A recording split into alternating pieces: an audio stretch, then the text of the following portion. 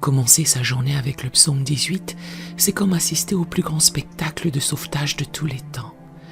Imaginez un héros tout-puissant qui, en entendant votre cri de détresse, fait trembler la terre, fond les cieux et descend personnellement pour vous délivrer de tous vos ennemis. Ce psaume extraordinaire nous révèle un Dieu qui n'est pas distant ou indifférent à nos luttes, mais qui mobilise toute la puissance de l'univers pour venir à notre secours. David nous enseigne ici que peu importe la grandeur de nos adversaires ou l'intensité de nos épreuves, notre Dieu est infiniment plus grand et plus puissant. Nous allons aussi faire une prière puissante avec vous, demandant à Dieu de manifester sa force dans votre vie comme il l'a fait pour David. Alors, restez jusqu'à la fin et ouvrez votre cœur pour recevoir les bénédictions de cette méditation. Chaque matin, quand nous nous réveillons, nous entrons dans un monde où nous pouvons parfois nous sentir submergés. Les problèmes au travail peuvent sembler insurmontables. Les défis familiaux nous paralyser, ou nos ennemis, qu'ils soient des personnes, des circonstances ou nos propres peurs, peuvent nous donner l'impression d'être encerclés. Dans ces moments-là, nous avons besoin d'entendre l'histoire extraordinaire que David nous raconte dans ce psaume. L'histoire d'un Dieu qui descend personnellement du ciel pour combattre à nos côtés. Maintenant, écoutez ceci. Le psaume 18 est l'un des cantiques les plus longs et spectaculaires de toute la Bible. Ce qui le rend encore plus remarquable, c'est qu'il apparaît 2 fois dans l'Écriture, ici et dans 2 Samuel chapitre 22. Quand Dieu répète quelque chose 2 fois, c'est qu'il veut vraiment que nous l'entendions. Ce psaume n'est pas une méditation abstraite, mais le témoignage concret de David après une vie entière de danger et de délivrance miraculeuse. C'est comme les mémoires d'un survivant qui regarde en arrière et reconnaît « Sans Dieu, je n'aurais jamais survécu à tout cela ». Aujourd'hui, nous allons explorer ce psaume puissant par section thématique, découvrant comment Dieu intervient dans nos vies avec une puissance qui dépasse tout ce que nous pouvons imaginer. Ce psaume nous offre bien plus qu'un réconfort. Il nous donne une vision révolutionnaire de la grandeur de Dieu et de son engagement personnel envers notre victoire. Au versets 1 à 3, David commence par une déclaration d'amour époustouflante. « Je t'aime, ô Éternel, ma force, Éternel mon rocher, ma forteresse, mon libérateur, mon Dieu, mon rocher où je trouve un abri.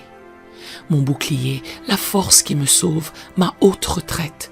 Je m'écrie, loué soit l'Éternel, et je suis délivré de mes ennemis. » Remarquez quelque chose de magnifique.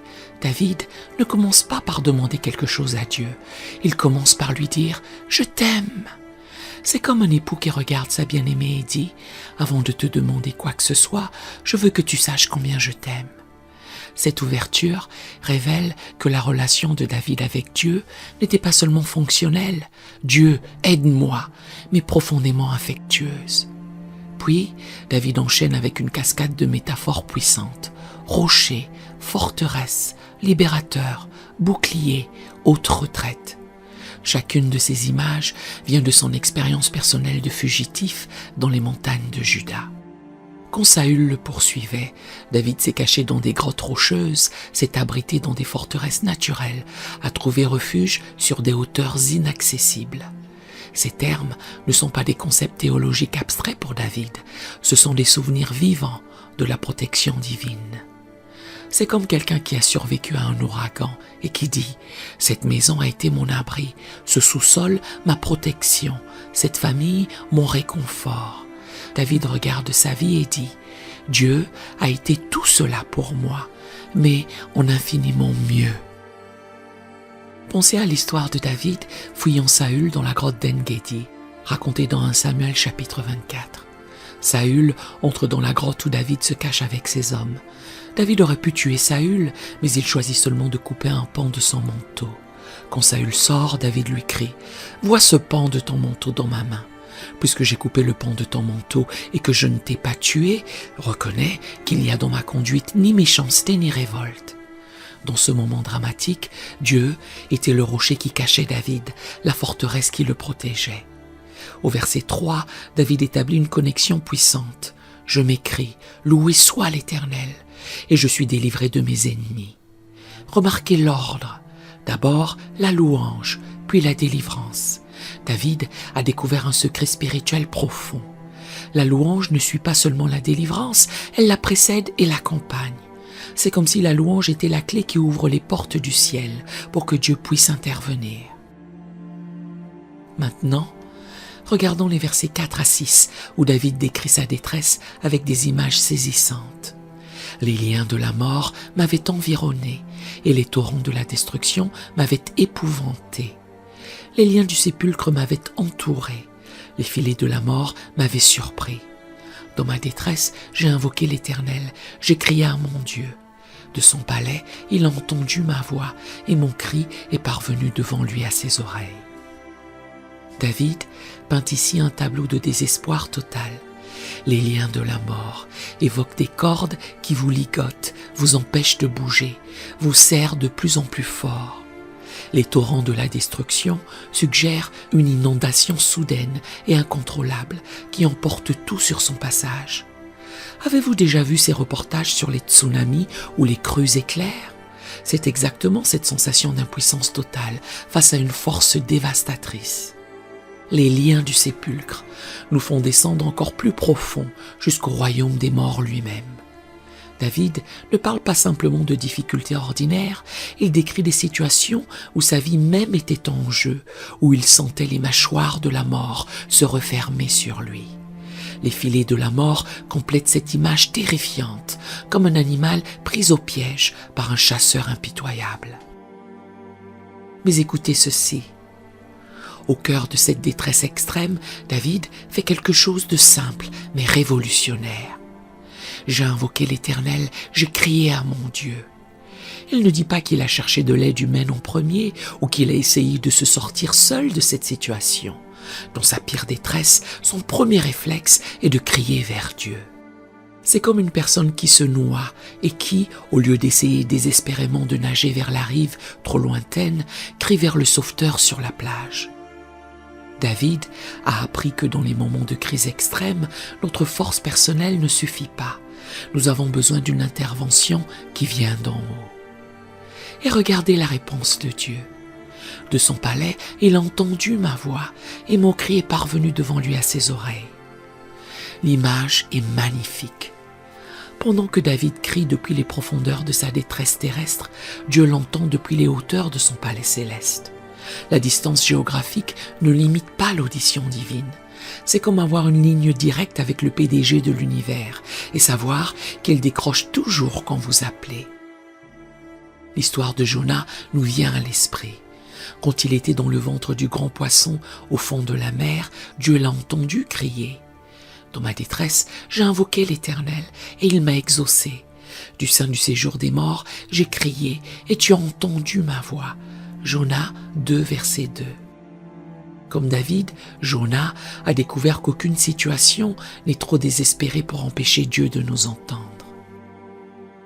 Maintenant, préparez-vous pour la partie la plus spectaculaire du psaume. Au verset 7 à 15, David décrit ce qui se passe quand Dieu répond à notre cri. C'est comme la scène d'action la plus épique de tous les films d'aventure réunis. La terre fut ébranlée et trembla, les fondements des montagnes frémirent, et ils furent ébranlés, parce qu'il était irrité. Il s'élevait de la fumée dans ses narines, et un feu dévorant sortait de sa bouche. Il en jaillissait des charbons embrasés. Il abaissa les cieux, et il descendit. Il y avait une épaisse nuée sous ses pieds. Imaginez la scène. Dieu entend le cri de David, et toute la création répond. La terre tremble comme un immeuble dans un séisme. Les montagnes, ces masses supposées inébranlables, se mettent à vaciller. Pourquoi? Parce que Dieu est irrité contre ceux qui s'attaquent à son enfant bien-aimé. L'image de la fumée qui sort des narines divines et du feu de sa bouche peut sembler étrange, mais c'est du langage poétique pour exprimer une vérité profonde. Quand quelqu'un s'en prend injustement à ses enfants, Dieu ne reste pas indifférent. Sa colère n'est pas un caprice émotionnel, mais une réponse juste à l'injustice. C'est comme un père qui voit son enfant attaqué par des brutes. Sa colère n'est pas méchante, elle est l'expression de son amour protecteur. Dieu ressent la même chose, mais en infiniment plus grand. David continue. Il était monté sur un chérubin et il volait, il planait sur les ailes du vent. Il faisait des ténèbres sa retraite, sa tente autour de lui. Il était caché par les eaux obscures et de sombres nuages. Quelle image grandiose! Dieu descend du ciel comme un super-héros cosmique, monté sur des êtres angéliques, planant sur les vents comme on piloterait un jet supersonique. Les ténèbres et les nuages l'entourent non pour le cacher, mais pour créer un effet dramatique, comme les effets spéciaux qui annoncent l'arrivée du héros dans un film. Puis, l'action s'intensifie. L'Éternel tonna dans les cieux. Le Très-Haut fit entendre sa voix avec la grêle et les charbons de feu. Il lança ses flèches et dispersa mes ennemis. Il multiplia les coups de la foudre et les mit en déroute. Le tonnerre devient la voix de Dieu. Les éclairs deviennent ses flèches. La grêle devient ses munitions. C'est comme si Dieu transformait tout l'arsenal de la nature en armes pour défendre David. Ses ennemis, qui se croyaient si puissants, se retrouvent soudain face à la puissance de l'univers entier, mobilisés contre eux. Cette description nous rappelle l'histoire de l'Exode, quand Dieu combattit pour Israël contre l'Égypte, avec les plaies, puis ouvrit la mer Rouge. Elle nous rappelle aussi la bataille de Josué contre les Amoréens, quand Dieu lança des grêlons du ciel et fit arrêter le soleil. Josué 10, versets 11 à 14. Notre Dieu est le même hier, aujourd'hui et éternellement. Il peut encore intervenir de manière spectaculaire quand nous en avons besoin. David conclut cette section épique.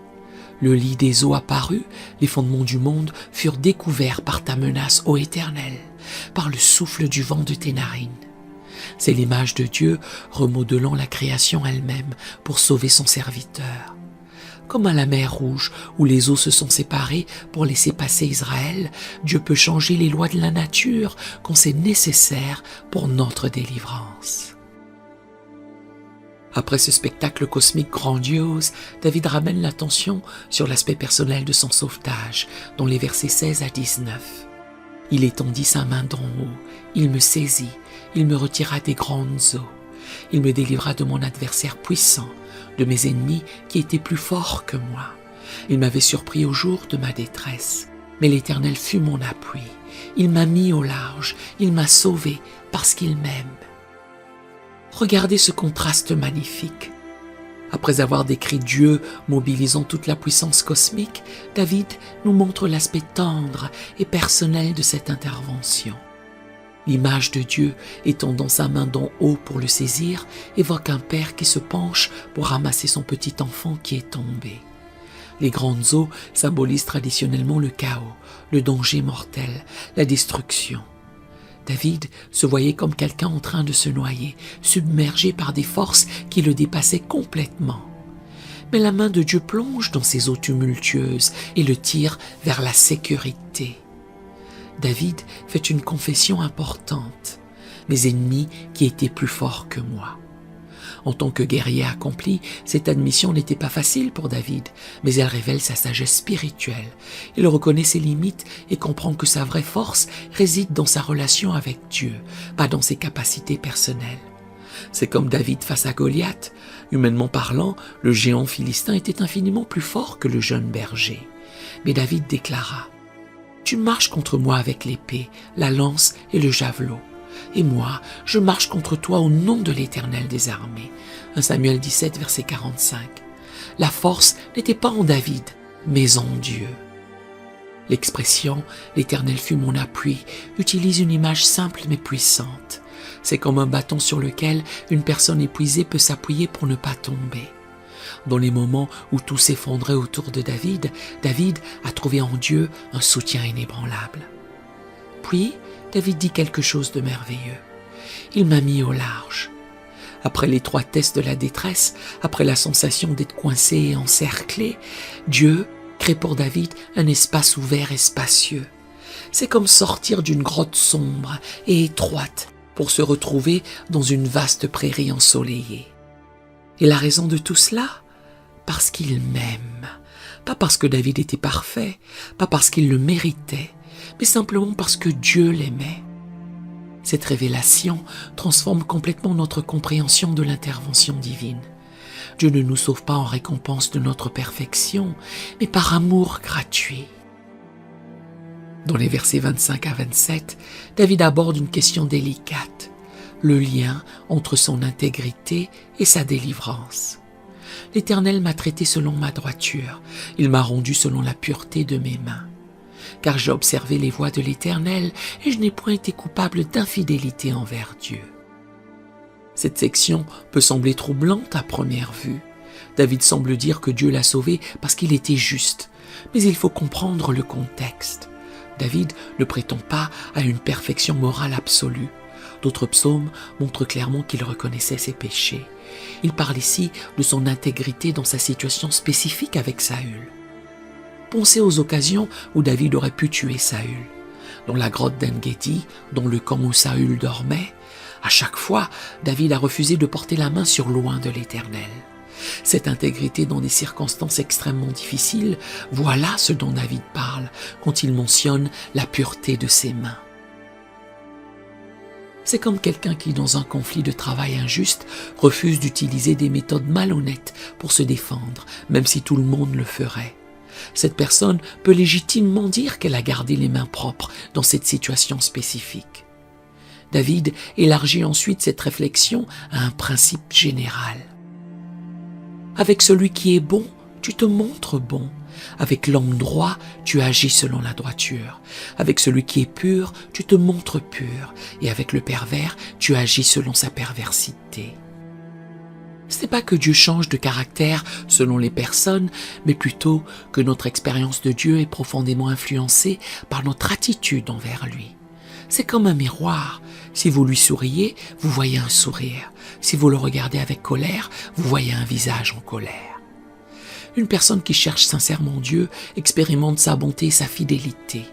Une personne qui rejette Dieu et vit dans la rébellion expérimente sa résistance. Ce principe se vérifie dans toute l'Écriture et dans la vie.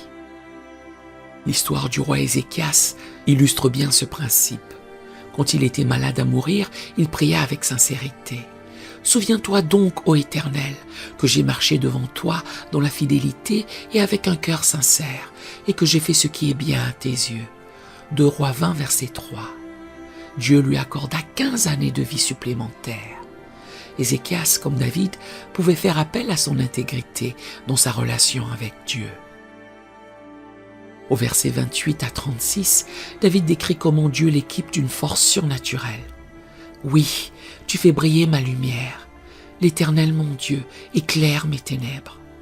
Avec toi, je me précipite sur une troupe en armes. Avec mon Dieu, je franchis une muraille. » L'image de la lumière qui brille dans les ténèbres est particulièrement puissante. Dans les moments les plus sombres de sa vie, quand David ne voyait aucune issue, Dieu allumait une lumière d'espoir. C'est comme avoir une lampe frontale puissante dans une grotte sombre. Soudain, vous pouvez voir le chemin de sortie. Puis, David décrit des exploits qui dépassent ses capacités naturelles. Avec toi, je me précipite sur une troupe en armes. Imaginez un homme seul chargeant contre une armée entière et gagnant. Avec mon Dieu, je franchis une muraille, comme un super-héros qui peut bondir par-dessus les obstacles les plus hauts. Ces images ne sont pas de la vantardise, mais le témoignage émerveillé d'un homme qui a expérimenté la puissance divine agissant à travers lui. David a vraiment affronté des ennemis supérieurs en nombre et en force, et il a vraiment surmonté des obstacles apparemment insurmontables. L'histoire de David et Goliath illustre parfaitement cette vérité. Humainement, c'était impossible. Le jeune berger contre un géant de guerre, mais avec Dieu, David a accompli l'impossible. Une pierre, une fronde et la précision divine ont suffi à terrasser le champion des Philistins. David continue. Les voies de Dieu sont parfaites. La parole de l'Éternel est éprouvée. Il est un bouclier pour tous ceux qui se confient en lui. Cette déclaration révèle le fondement de sa confiance. David ne compte pas sur la chance ou sur ses propres capacités. Il fait confiance aux voies parfaites de Dieu et à sa parole qui a été éprouvée, testée et trouvée fiable à travers les épreuves. C'est comme avoir un GPS infaillible dans un terrain inconnu. Quand vous faites confiance au système de navigation, même si le terrain semble étrange, vous arrivez toujours à destination. C'est Dieu qui me ceint de force et qui me conduit dans la voie droite. Il rend mes pieds semblables à ceux des biches et il me place sur mes lieux élevés. L'image des pieds de biche est superbe. Les biches peuvent courir sur des terrains rocheux escarpés avec une agilité extraordinaire. Dieu donne à David cette même agilité spirituelle et physique pour naviguer dans les difficultés de la vie. C'est comme avoir des chaussures d'escalade parfaites qui nous permettent de grimper sur n'importe quelle surface. Les lieux élevés symbolisent à la fois les positions stratégiques en temps de guerre et les sommets d'accomplissement spirituel. Dieu ne nous laisse pas dans les vallées sombres, il nous élève vers les hauteurs de la victoire. David décrit maintenant ses victoires avec un langage militaire intense dans les versets 37 à 42. « Je poursuis mes ennemis, je les atteins, et je ne reviens pas avant de les avoir anéantis. Je les brise, et ils ne peuvent se relever. Ils tombent sous mes pieds. » Ce langage peut sembler dur pour nos sensibilités modernes, mais il faut comprendre le contexte. David décrit ici ses guerres de survie nationale et l'établissement du royaume d'Israël selon le plan divin. Ces victoires n'étaient pas des conquêtes arbitraires, mais l'accomplissement de la volonté de Dieu pour établir son royaume terrestre. Ce qui est remarquable, c'est que David attribue constamment sa puissance militaire à Dieu. « Tu me ceins de force pour le combat, tu fais plier sous moi mes adversaires. » David ne se vante pas de ses propres capacités. Il témoigne avec émerveillement de la force divine qui agit à travers lui. C'est comme un athlète qui reconnaît que ses victoires ne viennent pas seulement de son entraînement, mais du don de Dieu, des opportunités qu'il a reçues et de la grâce qu'il a portée dans les moments cruciaux. David mentionne quelque chose de particulièrement significatif. Il crie et personne pour les sauver. Il crie à l'Éternel et il ne leur répond pas. Cela peut sembler choquant, mais David perçoit ses victoires comme une validation divine de sa cause. Les prières sans réponse de ses adversaires confirment qu'ils se battent contre le plan de Dieu. Cette vérité nous rappelle l'importance de nous assurer que nous sommes du bon côté dans nos combats. Quand nous luttons pour la justice, la vérité et la volonté de Dieu, nous pouvons avoir confiance que Dieu combattra avec nous.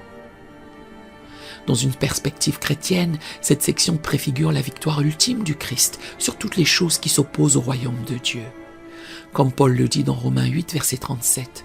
« Mais dans toutes choses, nous sommes plus que vainqueurs par celui qui nous a aimés. » David élargit maintenant sa perspective au verset 43 à 48.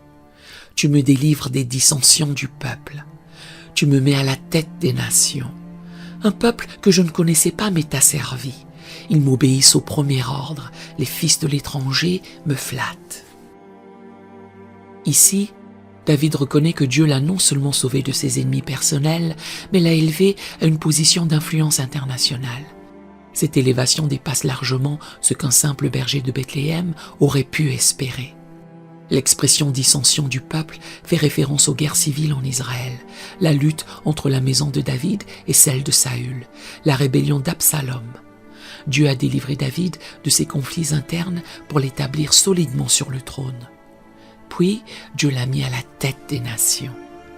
L'influence de David s'est étendue bien au-delà d'Israël, à travers des conquêtes et des alliances diplomatiques. Les peuples qu'il ne connaissait même pas sont venus lui rendre hommage. C'est comme un chef d'entreprise locale qui se retrouve soudain à diriger une multinationale. Cette dimension internationale du règne de David accomplit partiellement la promesse faite à Abraham, que ses descendants béniraient toutes les nations. Elle préfigure aussi la domination universelle du Messie, le fils de David selon la chair. David s'émerveille. Ils m'obéissent au premier ordre. Les fils de l'étranger me flattent. Les fils de l'étranger sont en défaillance. Ils tremblent hors de leur forteresse. Sa réputation était devenue si impressionnante que ses ennemis potentiels préféraient se soumettre plutôt que de l'affronter. C'est exactement ce qui nous est promis en tant qu'enfants de Dieu. Quand nous marchons dans la volonté divine, Dieu peut nous élever à des positions d'influence que nous n'aurions jamais imaginées. Il peut nous donner une autorité spirituelle qui fait trembler les forces du mal. David reconnaît la source de tout cela. vive l'Éternel, et béni soit mon rocher. Que le Dieu de mon salut soit exalté. Le Dieu qui est mon vengeur, qui m'assujettit les peuples, qui me délivre de mes ennemis. Au sommet de son succès, David reste focalisé sur Dieu. Il ne dit pas « Vive le roi David », mais « Vive l'Éternel ». Cette humilité dans la victoire révèle la grandeur de son caractère et explique pourquoi Dieu a pu l'utiliser si puissamment. Le psaume culmine majestueusement dans les versets 49 et 50. C'est pourquoi je te louerai parmi les nations, ô Éternel, et je chanterai à la gloire de ton nom. Il accorde de grandes délivrances à son roi, et il fait miséricorde à son oint, à David et à sa postérité pour toujours. David élargit sa louange au-delà d'Israël pour inclure les nations. Cette dimension universelle de sa louange anticipe un temps où toutes les nations reconnaîtront la souveraineté de l'Éternel. L'apôtre Paul cite ce verset dans Romains 15, verset 9, comme preuve que Dieu avait toujours l'intention d'inclure les non-juifs dans son plan de salut. Cette vérité est extraordinaire. Le témoignage personnel de David devient une prophétie concernant l'évangélisation mondiale. Ce qui a commencé comme une action de grâce individuelle se termine comme une vision cosmique du règne de Dieu s'étendant à toutes les nations. Le terme « oint » dans le dernier verset, « Mashiach » en hébreu, d'où vient le mot « Messie », établit une connexion directe entre l'expérience de David et la promesse divine concernant sa dynastie éternelle. L'expression pour toujours transcende le règne historique de David et pointe vers l'accomplissement ultime de cette promesse dans le Messie éternel. Cette promesse nous inclut. En Jésus-Christ, nous sommes devenus les bénéficiaires de cette miséricorde éternelle, promise à la postérité de David. Les grandes délivrances que David a expérimentées préfigurent les délivrances encore plus grandes que nous expérimentons en Christ. Mes amis, le psaume 18 nous enseigne des vérités révolutionnaires sur notre Dieu et sur sa relation avec nous. Premièrement, ce psaume nous révèle un Dieu qui n'est jamais distant ou indifférent à nos luttes. Quand nous crions vers lui dans notre détresse, il entend depuis son palais céleste et mobilise toute la puissance de l'univers pour notre délivrance. Deuxièmement, ce psaume nous montre que nos épreuves les plus terribles peuvent devenir les préludes à nos plus grandes victoires. David a traversé des moments où il se sentait littéralement encerclé par la mort, mais ces expériences sont devenues les fondations de son témoignage le plus puissant. Troisièmement, David nous enseigne que l'intégrité dans l'adversité attire l'intervention divine. Quand nous choisissons de faire le bien, même dans des circonstances injustes, quand nous gardons nos mains pures, même sous la pression, nous positionnons notre vie pour recevoir la bénédiction de Dieu. Quatrièmement, ce psaume nous révèle que Dieu peut nous donner une force qui dépasse nos capacités naturelles. Avec lui, nous pouvons affronter des troupes en armes et franchir des murailles qui semblaient impossibles à surmonter. Enfin, l'histoire de David nous rappelle que nos témoignages personnels de délivrance peuvent avoir un impact qui dépasse notre propre vie. La louange de David parmi les nations préfigure notre appel à témoigner de la grâce de Dieu dans le monde entier. Alors, je vous demande aujourd'hui, quand vous vous sentez submergé par les difficultés, vers qui vous tournez-vous en premier? Comptez-vous sur vos propres forces ou criez-vous vers le Dieu qui fait trembler la terre pour venir à votre secours? Votre témoignage de foi influence-t-il ceux qui vous entourent pour qu'ils découvrent eux aussi la puissance de notre Dieu Sauveur? Que ce psaume vous encourage, même dans vos moments les plus sombres, quand vous vous sentez encerclé par des forces plus grandes que vous. Souvenez-vous que vous avez un Dieu qui descend du ciel pour combattre à vos côtés. Il vous aime passionnément, il entend vos cris et il a toute la puissance nécessaire pour vous donner la victoire. Cela change tout, n'est-ce pas? Quand nous réalisons que le Créateur de l'univers est notre champion personnel, aucun ennemi ne peut nous intimider, aucune situation ne peut nous désespérer, car notre Dieu est plus grand que tous nos adversaires réunis et son amour pour nous est inébranlable. Prions. Père céleste, Dieu Tout-Puissant, qui règne sur l'univers entier, je viens devant toi avec un cœur rempli d'admiration et d'amour. Comme David, je veux te dire dès le début de cette prière, je t'aime, ô Éternel, ma force. Tu es mon rocher inébranlable dans les tempêtes de la vie, ma forteresse sûre quand les ennemis m'entourent, mon libérateur fidèle dans toutes mes détresses. Au nom de Jésus, je réprimande tout esprit de découragement qui essaierait de me faire douter de ta puissance. Je repousse toute voix qui me dirait que mes problèmes sont trop grands pour toi. Tu es le Dieu qui fait trembler la terre, qui fend les cieux, qui commande aux éléments de la nature. Seigneur, j'élève devant toi tous ceux qui entendent cette prière et qui traversent leur propre tempête. Pour ceux qui se sentent encerclés par des ennemis, révèle-toi comme leur rocher et leur forteresse. Pour ceux qui sont submergés par les circonstances, étends ta main puissante et retire-les des eaux profondes. Pour ceux qui doutent de ta capacité à intervenir dans leur situation, rappelle-leur que tu es le même Dieu qui a sauvé David de tous ses ennemis.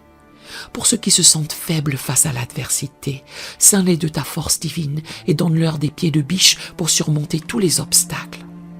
Que chacun de nous apprenne à t'aimer passionnément comme David t'aimait.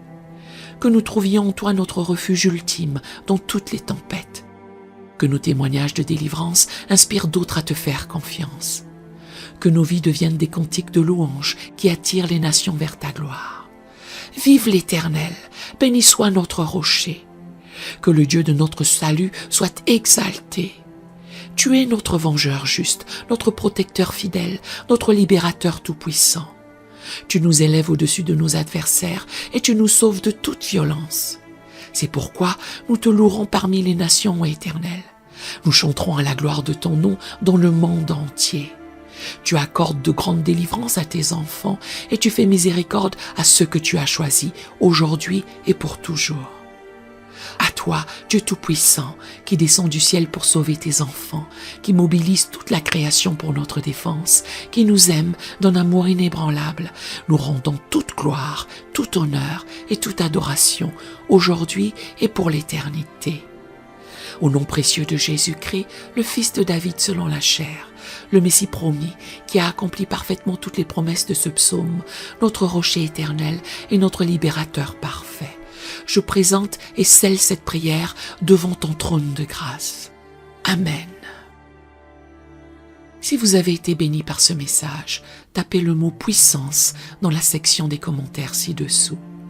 Je déclare que toutes les bénédictions de cette prière de délivrance divine sont maintenant sur vous, au nom de Jésus. Vous pouvez nous aider à atteindre plus de gens et à leur révéler la puissance extraordinaire de notre Dieu Sauveur. Vous pouvez le faire en partageant cette méditation avec un ami ou un membre de votre famille qui, vous le savez, a besoin de découvrir que Dieu descend personnellement du ciel pour combattre à ses côtés et en cliquant sur le bouton « J'aime ». N'oubliez pas non plus de vous abonner à la chaîne pour plus de méditations qui béniront votre cœur et vous révéleront la grandeur de notre Dieu qui mobilise toute la création pour notre délivrance. Nous apprécions tous ceux qui nous soutiennent. Vous êtes bénis pour être une bénédiction et vous êtes équipés par la puissance divine. À Dieu soit toute la gloire. Que la grâce et la paix de notre Seigneur Jésus-Christ soient avec vous tous. Amen. Nous aimerions vous donner l'opportunité de faire de Jésus le Seigneur de votre vie. Voulez-vous bien prier avec moi? Dites Seigneur Jésus, je me repens de mes péchés. Viens dans mon cœur. Je fais de toi mon Seigneur et Sauveur. Et merci Seigneur pour le baptême du Saint-Esprit en moi.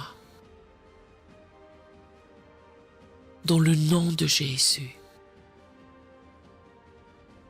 Par cette simple prière, nous croyons que le Saint-Esprit vous conduit sur le chemin de la nouvelle naissance.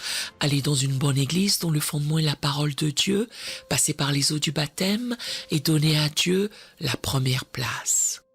Nous espérons de tout cœur que ce message vous encouragera.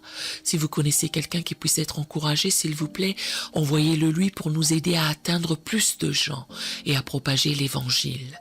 Édifions le corps de Christ ensemble. Appuyez sur la cloche des notifications et merci infiniment de nous soutenir en vous abonnant à notre chaîne. N'hésitez pas à laisser vos requêtes de prière dans la section des commentaires. Sachez que même si vous ne voyez pas de réponse à votre requête, que ce soit sur YouTube, email, Facebook ou sur Messenger, nous avons prié pour vous. Nous invitons humblement le corps de Christ à soutenir chaque requête en écrivant une prière dans la section commentaires. Tenez-vous ferme dans la foi avec nous pendant que nous prions. Que la grâce et la paix du Seigneur Jésus-Christ soient avec vous tous et qu'il vous bénisse merveilleusement.